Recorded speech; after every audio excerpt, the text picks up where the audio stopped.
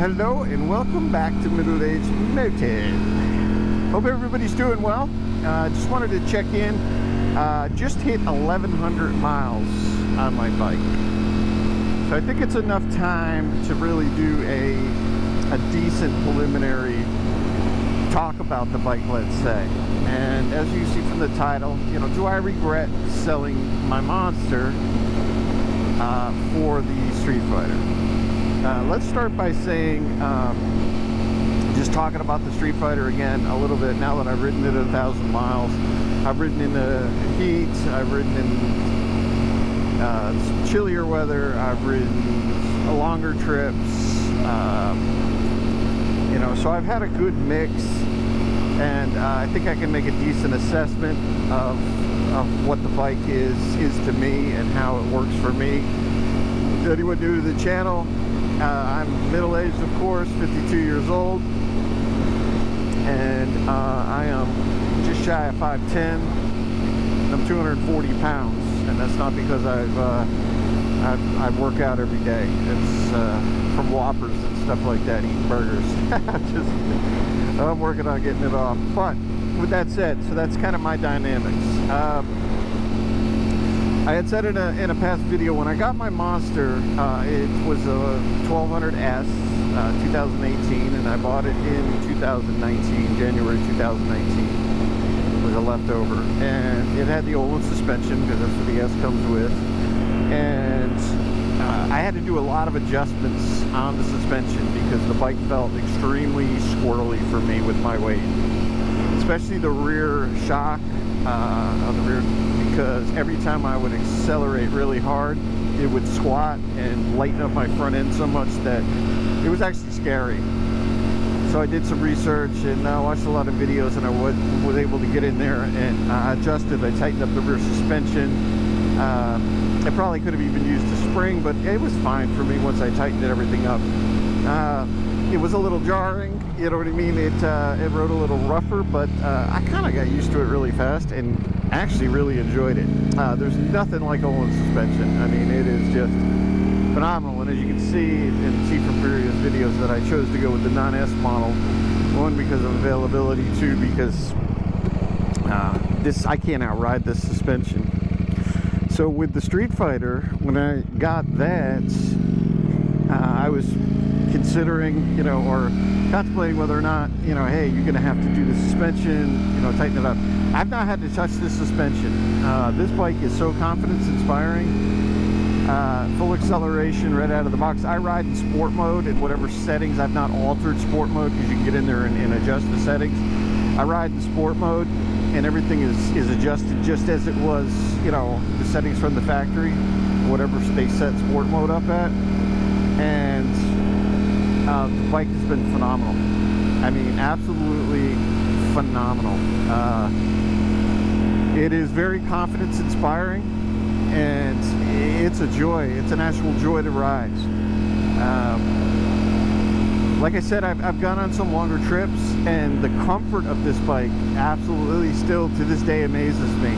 Now your pegs are back a little bit further, but I don't feel as cramped because I had my seat on the low setting. Now I can't touch flat foot on this bike where I could on my Monster. The seat is not adjustable up and down, and it is a taller seat, but it's comfortable. The seat is absolutely crazy comfortable. Now you are leaning forward a little bit more than you are on a Monster, but I can adjust that back, but I'm good with that. It feels fine.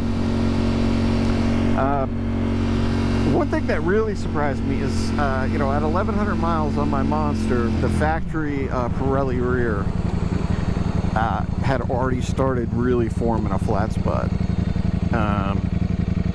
It was definitely noticeable, and it was kind of surprising. It was very early on. That tire only lasted me about 2,100 miles and was gone.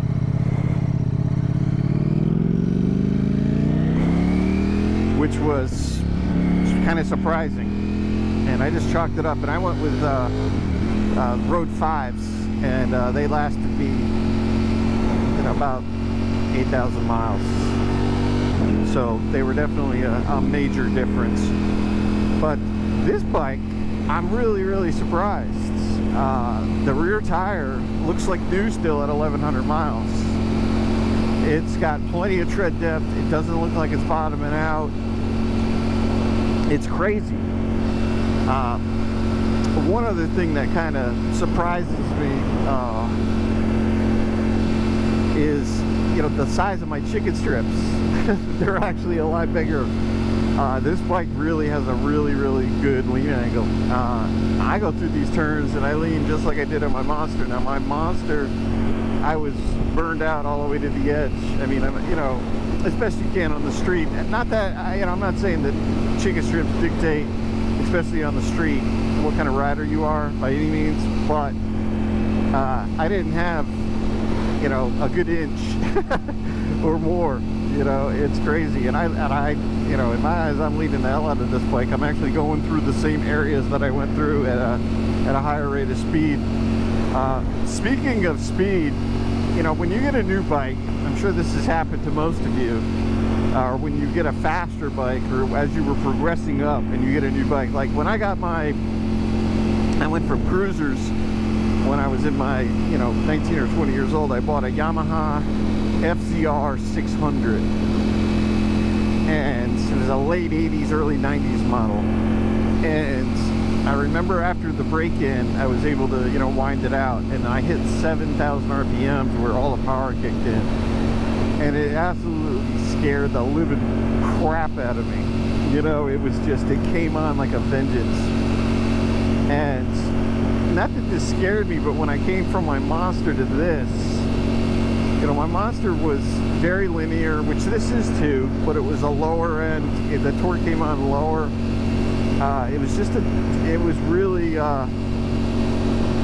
again, confidence inspiring with the acceleration. It was a great bike. But this bike is just an absolute beast.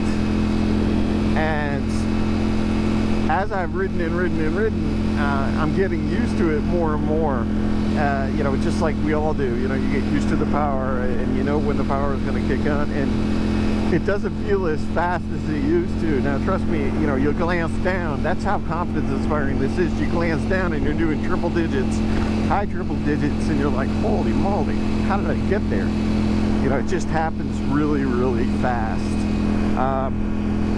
With the settings that I have, I'm getting no intrusion. Now maybe it's because of my weight that the wheelie control is not needed because, you know, I'm holding the bike down. I don't know, but Ducati's electronics are absolutely impeccable. It was the same on my Monster. You know, you can accelerate. I occasionally get a blink of the light when, you know, if I'm blowing through a turn, maybe slide control or something of that nature is kicking on, if I'm really getting on it hard. But I don't feel anything. It's absolutely, it's just a work of art. It's just a work of art.